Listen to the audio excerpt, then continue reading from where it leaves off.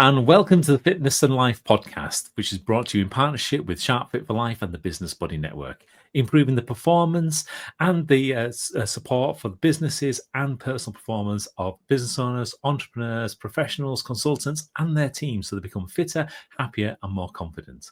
The Fit for Business Life podcast is all about sharing passion, knowledge, and expertise around business and personal performance from our host, myself, Martin Sharp, a 30-year change maker in business large and small, and special guests sharing their know-how and experience in making changes in businesses and in themselves, featuring inspirational stories, insights, tips, practical knowledge, bringing more healthier, happier, and higher achievement to your world. So why not follow this podcast? We're live on Spotify, Apple Podcasts, Amazon Music, practically everywhere. And if you'd like to watch it, you can also watch it on YouTube. Just hit that subscribe button and drop us a like as well. We'd very much appreciate your support. So sit back and enjoy this episode of the Fit for Business Life podcast, brought to you in partnership with Sharp Fit for Life and the Business Body Network. And our special guest today, this is somebody I have known for years and who has really been instrumental in the changes that I've made over the last 18 months if you've been following my running journey. This is the amazing Dr Alka Patel. She's a longevity and lifestyle medicine doctor, founder of the Million Hour Club, and the proud owner of more health trackers than handbags. That's what she's telling me, and I've seen it. She's got a big handbag. So with 20 years of medical experiences, Dr Alka is on the mission to help people just live longer, live stronger, and live happier, one biohack at a time. So while most women put makeup on in the morning, Dr Alka puts gadgets on in the morning, and she's a firm believer in health, beauty, and strength from the inside out. And she shows her clients and her patients how to optimize their cellular health, reverse aging, and light up their lives. Literally, I mean, she does like red light therapy and everything, and it works. Trust me, I've tried it. She's a TEDx speaker and a media medic, and often seen on your screens and on television. She's been on the Good Morning TV and things, and she's been inside so many different magazines and newspapers. So without further ado, without further gilding the lily, I am going to introduce you to Dr. Alka Patel. Hello, Dr. Alka. Hello, Martin. The thing is, I love your introduction, your bio, and it's lovely to be able to kind of go through it because every single element of that is true, and I know this from personal experience. So yeah, I mean, this is kind of one of the key things we brought you onto the show for today. Is literally to talk about, you know, how you have turned your attentions. You've turned the gadgets, you've turned the tracking, the testing, the kind of looking at the minutiae, that kind of cellular level, to really make a difference from where I wasn't running, to actually being able to do some fairly significant endurance events this year, and feeling fabulous for it as well. Amazing. And I have to say, from what you've just said there, you know, you're the instrument in all of this, aren't you? I think the first thing when we sort of first met and started talking about your own health experience and journeys and where you were and where you wanted to be, I think the first thing I noticed was that commitment. And that's the prime thing, is people have to decide what they want. And when it comes to health and when it comes to fitness, I don't know if you've experienced the same, but most people don't really know. And so they don't know what they're committing to. Have you noticed that as well? Absolutely, and again, people can come up from different angles. Whether they're coming out because they're looking for a specific outcome for a long-term process, or whether they're looking for a specific goal. And I think until people kind of looked at that, there's very little kind of pin it back to it, because it is a mind game. And the one key ingredient, the singular ingredient that I think is so important when it comes down to any form of change, that one ingredient that actually gets the results is consistency. You know, because it's the consistency, the perseverance, the repetition, etc., towards that goal, towards the outcome in life, that actually it means you keep pursuing it. So then all these kind of other things that we do along the way kind of help and make that happen. But unless you kind of got that consistency of action, you're not going to get the results, really. It's interesting now. I boil it down to kind of three things, talking of consistency. And the first thing is what I call concentration. And I'll expand that a little bit in a moment. Consistency, absolutely. And then cooperation. So it's really interesting that you sort of mentioned that consistency, you know, but before that comes concentration, comes focus. And with you, Martin, when we first met, that's again one of the first things that I noticed about you, was that there was that sense of, okay, I'm dedicating myself to my health and my fitness, and unraveling the reason for that. And then really making that the focus of your attention, the focus of your concentration, what you were really going to do and how you were going to do it, came because you were really focused on that one goal. And like you said, unless we set a goal, and for me, it's really interesting because, as you can see in sort of what you've written underneath my name, longevity and lifestyle medicine doctor, longevity also needs to be that goal. Now, it's this word that gets bandied around a lot these days. Certainly this year, it's been attached to so much, some with meaning and some without meaning. But in terms of longevity, i.e. how long you live and how well you live, most people I come across haven't set that goal. Though, like, even if I ask you, Martin, right now, how long do you want to live?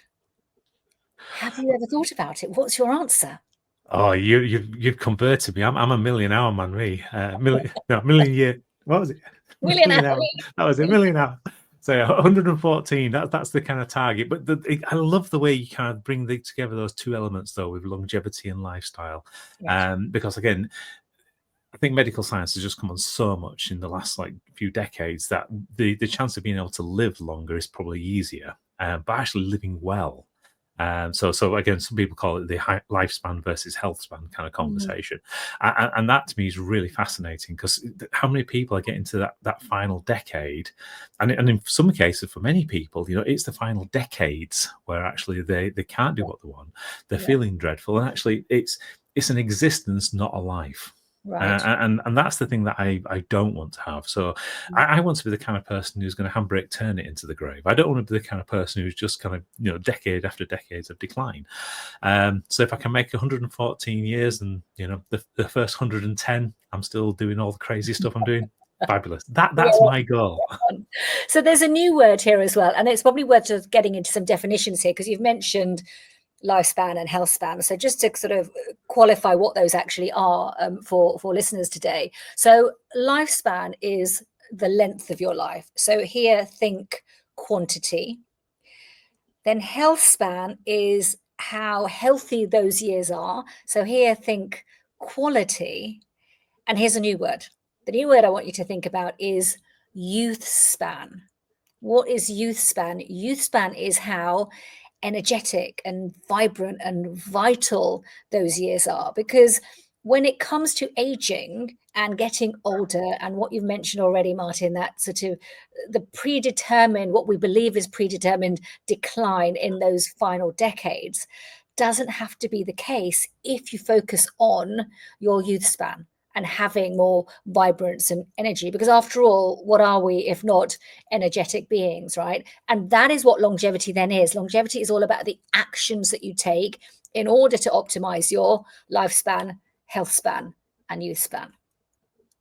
Yeah, I love that, and again, it just shows the clear linkage between all these. And before I started doing these crazy things with marathons and stuff over the last 18 months, before then I'd gone through that process of obviously losing a lot of weight, doing all the kind of things around resistance training, which kind of gave me that kind of core piece around actually being able to understand how my body works a bit better. But the thing that it kind of left me with wasn't necessarily always having that great amount of energy, which is why I love that kind of way you brought the youth span piece into this. And I think that's been for me this new learning of this last 18 months is actually how to increase that amount of energy. And I remember, for example, for some of the testing that we did, so you went through, did it's like the adrenal kind of stress test, and you did like a metabolic different test on those. You did the test around my biological age and things. And one of the kind of key things that came out was I was deficient in a couple of amino acids, or certainly they were lower than what you would have expected. But the difference is like adding those in, increasing the amount of electrolytes I was taking in due to the amount of workouts that I was doing. It made a difference. And I remember specifically sending you a message saying, I just feel like everything's tingling. I just felt so alive. And it was the difference between, I felt good beforehand, don't get me wrong. I mean, I'd lost so much weight, etc. But the difference just making those little kind of changes, which would have only come from doing that kind of testing, was just phenomenal. And the amount of energy that I've had since is just through the roof. I'm quite an energetic person anyway. My wife describes me as a Duracell bunny, but yeah. I think what you've epitomized there is actually one of my pyramids, Martin. So I call it the sort of the pyramid of health, which is very much getting the foundation right. So foundational. And that's what you were talking about earlier, that lifestyle piece, how you move, how you sleep, how you connect. For you, you'd lost weight. And that was a really kind of significant time in your life when we got talking. And you felt as though you'd got the foundations right. You know, you're into your fitness, you're focused on what you're eating and how you're eating. So that foundation of your lifestyle for you was already there. So then it's time to move up, functional. How is your body functioning for what you, Martin, needed? And that's where we got into the testing, right? That's where we got into the really sort of looking at what does your body need from a nutritional, energetic perspective, from this life that you have, which is incessantly busy. You are, you know, a marvelous juggler, as all human beings try to be, of course, is juggling everything that life throws at you. And is that met with a sense of passion and energy, or is it met with a sense of stress and eventual burnout? And so we looked at that as well. We looked at your adrenal stress profile. How are your hormones responding to this energetic life that you're living? And then when we got to the top of the pyramid, didn't we? And that's the focal bit. So foundational, functional, focal is what's that focus for you in terms of then what do you need to meet that. And that's when I think your desire to run and now doing, yes, crazy marathons has come from, is getting really, really focused on what is then giving you that energy. And so your testing actually was profoundly interesting for me. So you've got to remember that I've been a doctor now. This is my third decade, so for over 30 years. And I have looked after, in that time, I was trying to do some maths actually, and it's coming to like over 250,000 patients.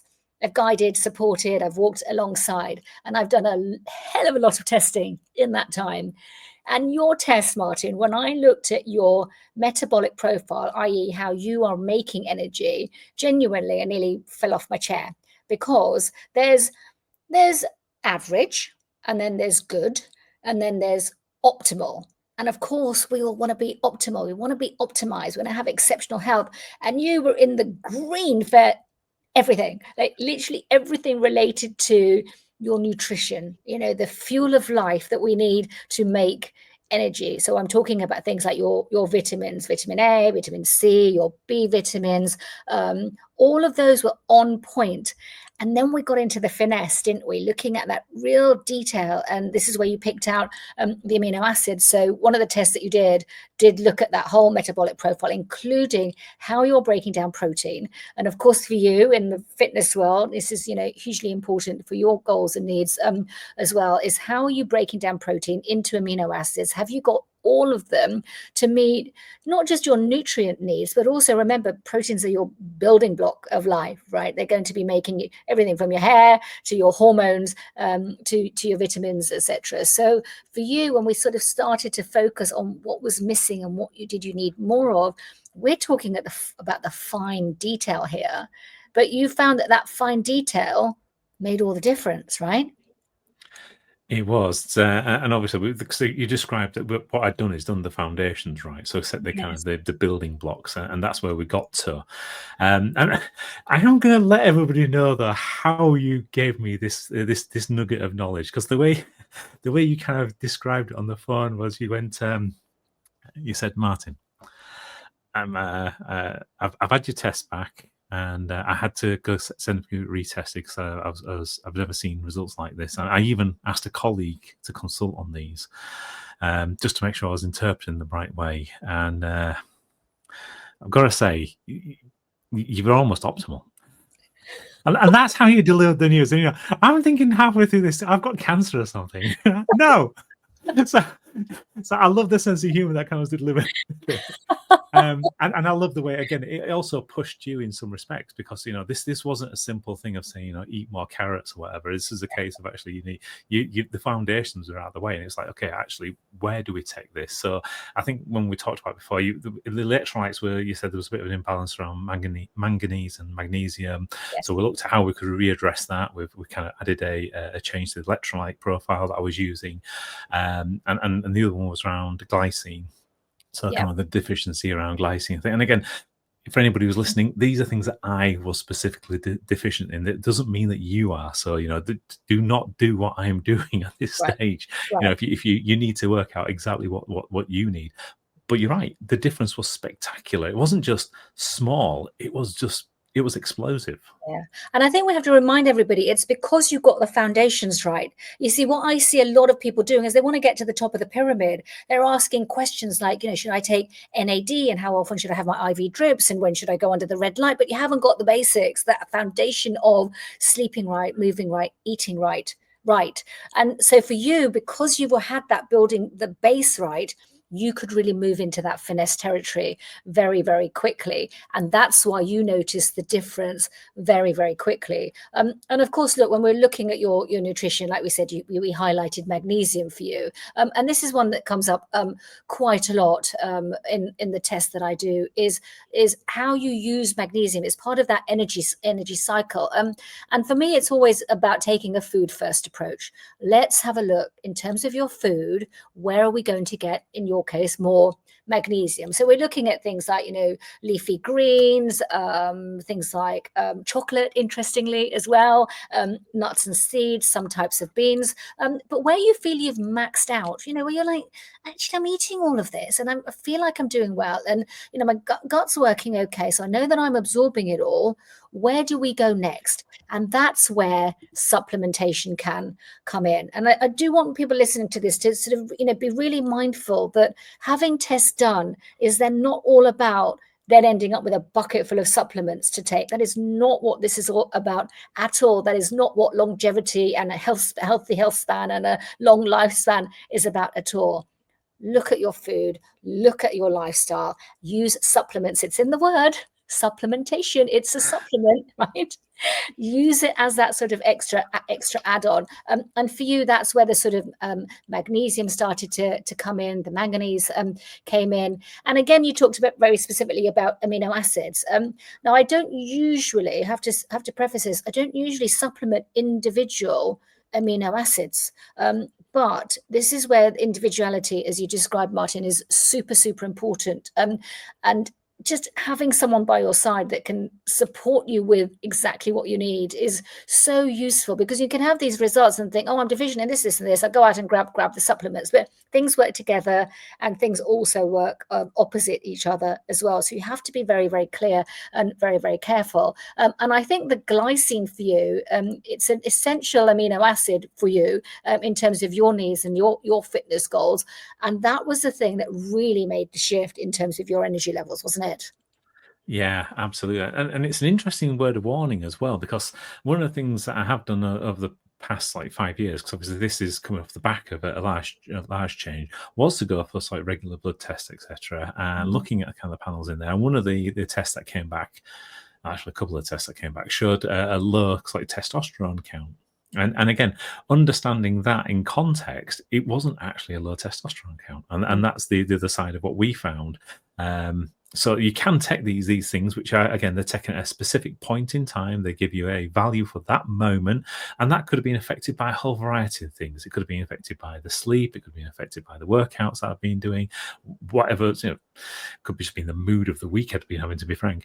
But if I had have acted on some of those results that I'd had previously and taken some of those advice, it could have taken me into some really horrible places. So really getting that expert advice on some of these test results, that's as crucial as getting the test results in the first place. Yeah, no, absolutely, 100%. And, part of me gets a little bit nervous when I see all these off-the-shelf tests available. I think I walked into my local supermarket the other day, and there's test kits that you can just buy off the shelves, and it makes me very nervous about the person who is going to be interpreting these results and making decisions about what to do next with them without having a degree of some level of expertise by their side, or someone that's qualified enough to able to help you and interpret these results in the context of your own lifestyle. On the other hand, I'm super delighted to see that all of this is out there in the world of consumerism as well, because it means that people are more being more proactive about their health as well. So, for me, it's always this sort of mixed balance board, I guess, about what is available publicly for people and what really do they need to make sure they've got alongside them, whilst using not just the testing, but also, I'm sure we'll talk about the gadgets and things that are accessible as well. But you also mentioned there, Martin, your testosterone, and this is where sort of hormone testing also highlighted some very interesting things for you as well. And again, to preface this by saying that, look, nothing in the body works alone. Everything is an integrated symbiotic system that works in synergy. So if you're looking at your nutritional profile, your energetic profile, alongside that, it's also important, I mentioned the gut. Look at what's happening in your inner ecosystem. Look at what's happening, as you did, with your hormones. And your stress hormone, your adrenal stress hormone, your cortisol, is one of my favorite tests to do, because people are always so surprised, especially when they say to me, stress? I'm not stressed. I'm not stressed. I'm a passionate business owner like you, Martin. Don't know what you mean. I don't recognize that in any way, shape, or form. But it's true. I mean, the results that came back from the cortisol test did show, again, the cortisol was high. And one of the more interesting facts was around how that was affecting sleep and the sleep patterns. So one of the things that we did together, again, looking specifically about how my body was reacting, is we were finding around at 3 o'clock, 4 o'clock in the morning that kind of cortisol awakening response was kind of kicking in, meaning that I had that disturbance in the sleep. So I mean, I had to then go back into another sleep cycle to like finish off what I needed for that evening. But yeah, it's then started thinking, okay, well, how can I change that? How can I improve? I mean, I was already doing things to improve sleep anyway, but actually, how could I make that even better? How can I actually start to utilize things during the day to start to just calm the nervous system down, give us that more time to be able to rest and relax. And that's where, again, we started talking, and we then started to use other gadgets to try see if they work. We're using different techniques and things. So yeah, one of them was the Apollo Neuro, wasn't it? Yes. Oh, look what I have here. Ta-da! From my doctor's bag. Absolutely. But yes, let's just, before we get into, maybe I can share a little bit more about that, the vagus nerve and the Apollo Neuro specifically. But I think stress itself, and tell me what you think here, Martin, as well, is I think it's a word that we're using a bit too sort of glibly now. Really, oh, I'm stressed, or yes, I should rest and relax a little bit more. But I do want to make sure that we've got some real seriousness to this. So your cortisol graph, your stress graph, showed some very interesting things. And what it showed is that, so we've all got this rhythm, this circadian rhythm, this 24-hour rhythm. Every single cell in our body is governed by clocks. And one of those clocks is the circadian clock, a 24-hour clock. And so with your cortisol, it's meant to be high in the morning and then very gradually reduce through the day to a nice low ebb in the evening, so you can rest and recharge, and back again, wake up with that, get up and go. And unfortunately for you, Martin, is that your cortisol showed the right rhythm, but everything was way too high. So I'm talking like out of the red zone, like way above red zone. I don't even know what's a brighter color than red. Like we were on high alert here, right? And I wanted you to take this seriously, because stress is an important phenomenon. We all need stress activation in our life, right? But it's that Goldilocks piece, not too much, not too little, just the right amount.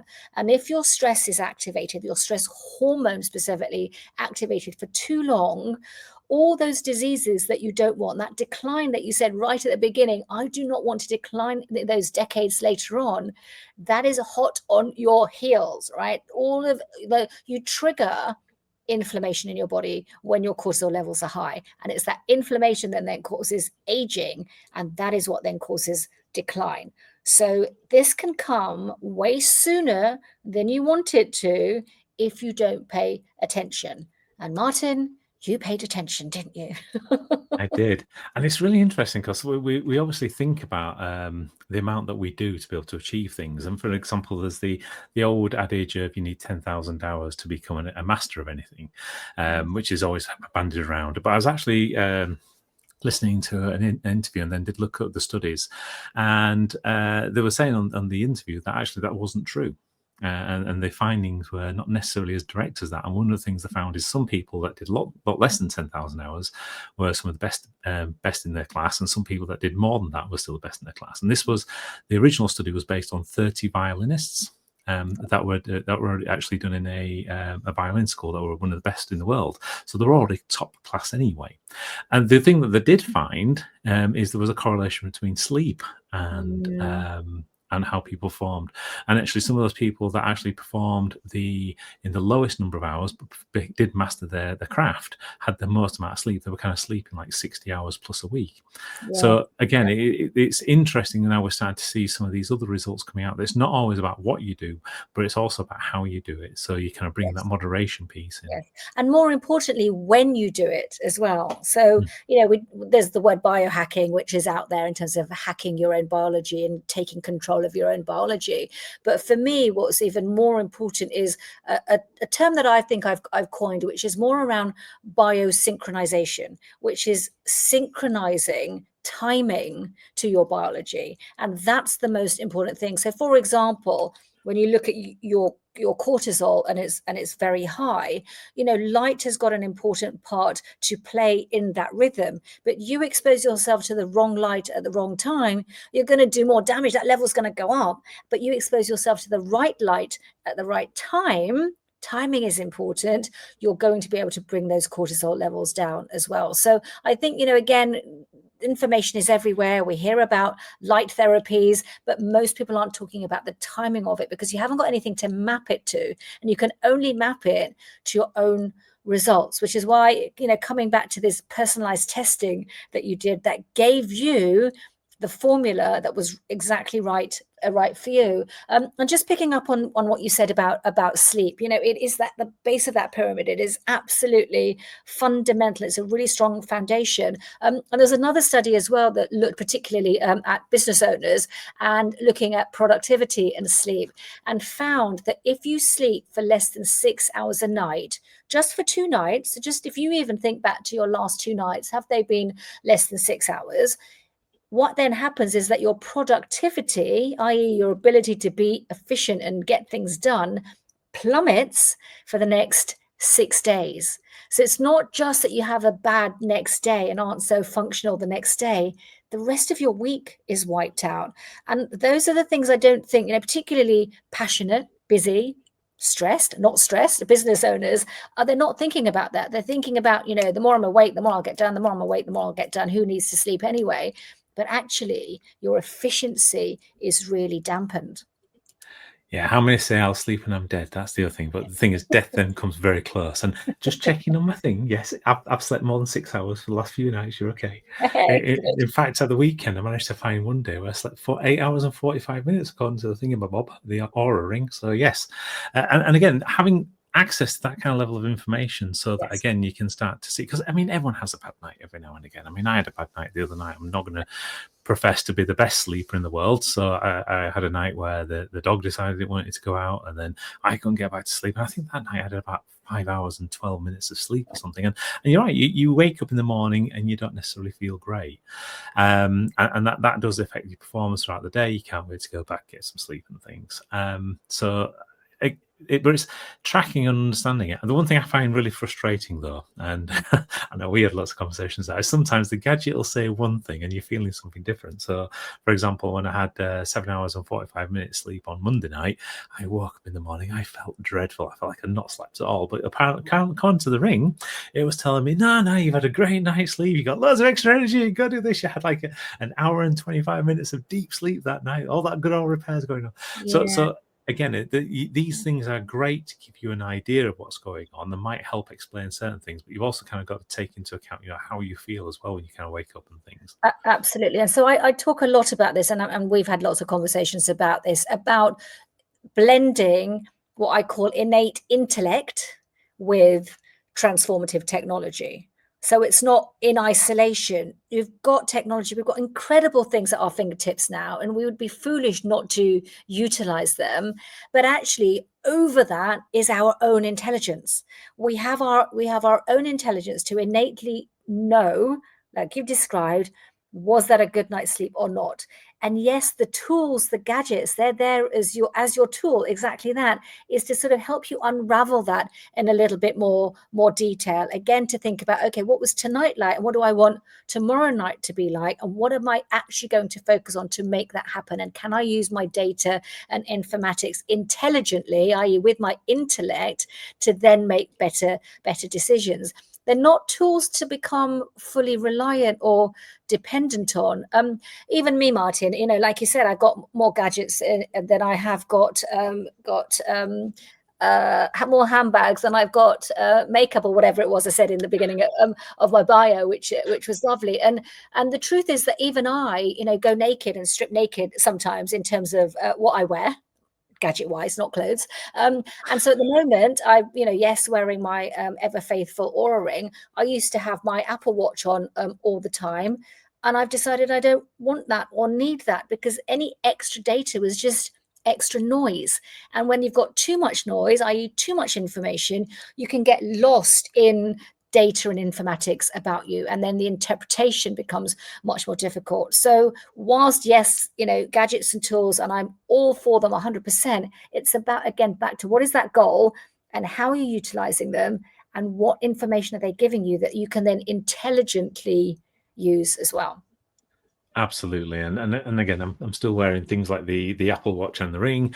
I don't wear the Apollo Neuro anymore, so I've kind of given up on that one because I wasn't finding it was actually working for me. So again, different people, different lives. It's all about trialing and trying these things out. Exactly. And it's about tracking, isn't it? So you can, so just, with the Apollo Neuro, so what this is a sort of device that stimulates and triggers your vagus nerve, and it works through different vibrational frequencies. And the reason for you, Martin, that we tried this as well is that this is the sort of device that you can pop on your wrist or wear on you, and you can pre-program it to send out the right frequencies and the right vibrations at the right time, mapped according to your adrenal stress graph, or mapped according to your to the rhythm of your own cortisol. So again, some of the theory and the science behind it is that it is working for you at the right time. But the most important thing, which is what you've alluded to, Martin, is tracking and making sure, what are you tracking to say this is or isn't working for me? Are you monitoring things like your heart rate or your heart rate variability? So your heart rate variability, the pause between your heartbeats, is a good proxy marker for your stress response, because you're not going to be spitting in a tube every day, all day, to measure your cortisol, which is what that cortisol test that you had done requires you to do. So we've got to start looking at some proxy markers and how helpful they are in evaluating, did it help or didn't it? Because here's a challenge back to you then, Martin, is sometimes we rely on our emotions, right? We rely on our mind to tell us whether something was useful or not useful. But sometimes our feelings can also fool us, which is why I always come back to intellect, intelligence, our ability to judge, to ask questions, to reason, to think. That needs to override that feeling of desire or like or dislike, because we're the only actually species really that has got the ability to use our intellect to think about our mind and our feelings. Sorry, this is probably going off piece a little bit here, but I think it's very relevant, because we've got to think about, you as the human being, how are you making your decisions? And I talk about my million-hour method is using data and devices to make decisions with precision. So how are we actually doing that? We're the only species that can actually do that. I was reading recently, like a tiger cannot decide to become vegetarian. It's just not in its nature. Likewise, the cow cannot decide to become a carnivore. It just can't. And yet here we are as human beings, able to decide everything about ourselves. And we don't use this one thing. We've got the gift we have of our intellect and our intelligence to be able to do that. And sometimes the unruly mind makes our decisions for us. Yeah, absolutely. And I think I did a lot of studying with Professor Stephen Peters around specifically that kind of element of re-engaging that kind of intelligent mind to make those kind of decisions, because you can do things very instinctively. So, I mean, coming back to the specific question around things like heart rate variability, yeah, that's exactly what I was tracking as being Right. one of the kind of key markers, along with a few other things. But again, it wasn't a case of just saying, okay, we don't do that. The other things that we tried to do is things like singing, for example. We talked about that Yes. one. And actually, I'm loving getting back into singing. So I did rejoin a choir, which was very nice. And yeah, and for me, that's working so much better than the Apollo Right. Neuro. So this wasn't a case of just getting rid of one thing. It's actually then starting to look at, asking those questions, seeing which bits work better, which ones am I going to continue to use and why.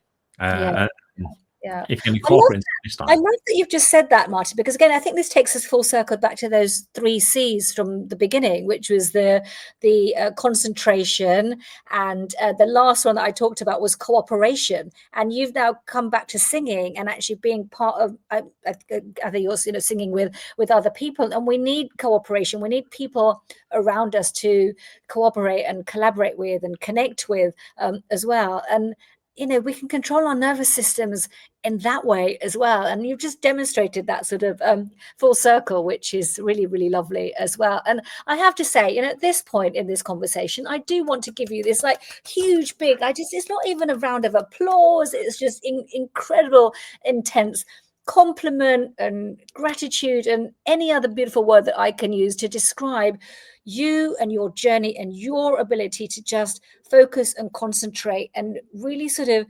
interrogate yourself and understand yourself and have this real curiosity and desire to say, I want to know what Martin's made of. I want to know what he is capable of. And you've gone from like running, I don't run, to now running marathons and singing. And all of this has come from this real curiosity that you had about you to discover how you made and how you function. And we did some of that together through testing, but you utilized all this information about you to take you to a place that you didn't even know you were going. I love it.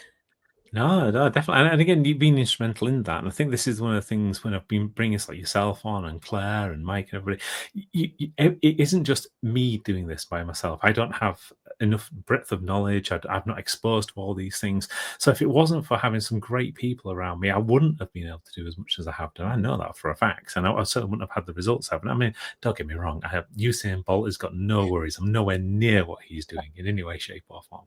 And I know I'm never going to make the Olympic team, but that's not my goal in life, right? No.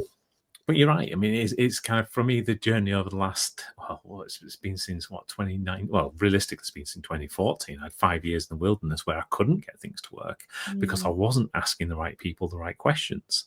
But then this last, from like 2019 to now, it has been asking the right people the right questions. And that's really where the changes started to really compound, because it wasn't just a case of now just going on at that linear amount of growth because of how much I could learn about things. It's now actually seeing that logarithmic growth because you're bringing in the collective intelligence and expertise from so many other people in so many directions, whether that's from motivation from Mike and how he's running 5K every single day for the rest of his life, and he's still bouncing all over the place and loving life. The thing that Gabe does around his ultramarathon running and things like that, the things Claire brings with regards to nutrition, then obviously you bring in that foundation, that functional piece around, how do we actually now take it from being you've got the foundations right to work on really tweaking those last few bits, almost like the when it used to be the Sky racing team when they were doing the Tour de France, and they kind of just was tweaking those little things. They still had a bike, it was still carbon fiber and everything else, but it was shaving millimeters off, dropping micrograms in some places, changing timings of people's meals. But that was the difference between having a non-winning cycling team and having one that actually won the Tour de France, plus loads of other things with Bradley Wiggins and everybody. So it's so important in that. And again, we went through right at the beginning, after I'd done that big transition, and we did the biological age test on myself, and just getting the foundational levels right, that gave me 18 years back biologically in comparison to my chronological age. So awesome like that. And I'm looking forward to doing the next one. So when we finish doing all this crazy stuff this year, because this year it literally has been about muscles, marathons, and mountains. So I've got my last marathon, which is in October 19th. I've got my first high altitude mountain, which is going to be Kilimanjaro in September. Amazing. So again, it's setting those goals, and I'm intrigued to see where my biological age is then. If it turns around and says I'm now like 77 or something, I think This year's been a hard year, but we'll see. I don't think it will. Yeah, and again, what you're highlighting is again this desire and this the importance of continual tracking, continual testing, because like and this is that the only constant is change.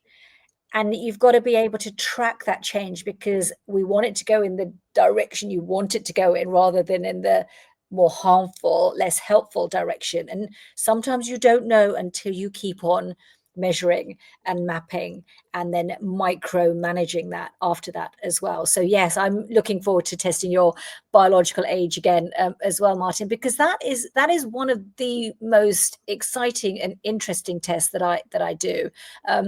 A single fingerprint that gives you a single number, which is your age, but how telling is your biological age in terms of really predicting your trajectory as well? That's a very, very important number to map. And sometimes we can do more, but sometimes less is more when it comes to our health as well. So it gives you that sort of ability to just really, really keep that focus and concentration as well. So yeah, very excited about the big reveal of that as well. Definitely, it's going to be good fun. That's definitely later in the year on that, and Yeah. we'll obviously let everyone else know when it happens. Maybe even get you back on the show. We can have a good giggle at what the result is, and also then take the more serious and practical side of saying which bits have we actually done right, bits which should be had to improve, and really have that kind of debate with everybody. But I think the last thing for me to say, really, Dr. Alka, is a big heartfelt thank you. I mean, this last 18 months has seen massive amounts of change in what I've done for my personal life, my working life, and that's actually had great benefits. I'm performing much better. I've got so much more energy and enthusiasm for things. I am doing so much more these days, even though I was doing lots before, but I'm still doing it in a way that's actually supporting my body. And a lot of it's down to what we've talked about, the testing showing me exactly why that's worked, and then starting to add those additional tweaks on top of getting that kind of foundational stage done right. So again, thank you very much for myself. Thank you. You're welcome. Just to let everyone know, if they wanted to get in touch with you, what's the best way? Oh, yes, good way. My website is probably the easiest way, dralkapatel.com, dralkapatel.com. I'm on all the socials as well, Dr. Alka Patel UK, so easy to get in touch with me. Yeah, definitely worthwhile doing. And just one final thank you, a big thank you to all you guys for actually listening to this episode of the Fit for Business and Life podcast. The Fit for Business and Life podcast has been brought to you in partnership with Sharp Fit for Life and the Business Body Network, helping busy professionals and their teams become happier, healthier, and even more higher achieving in business and in their own lives. If you'd like to join us as a guest, or maybe just want to get in touch to talk about the topic that we've covered, if it's kind of affected you or something that you think other people will need, then we'd love to hear from you. Simply email hello@sharpfitforlife.com. So once again, thank you for listening to the Fitness and Life podcast. The Fitness and Life podcast was produced and presented by Wax Time Limited. Copyright is applied.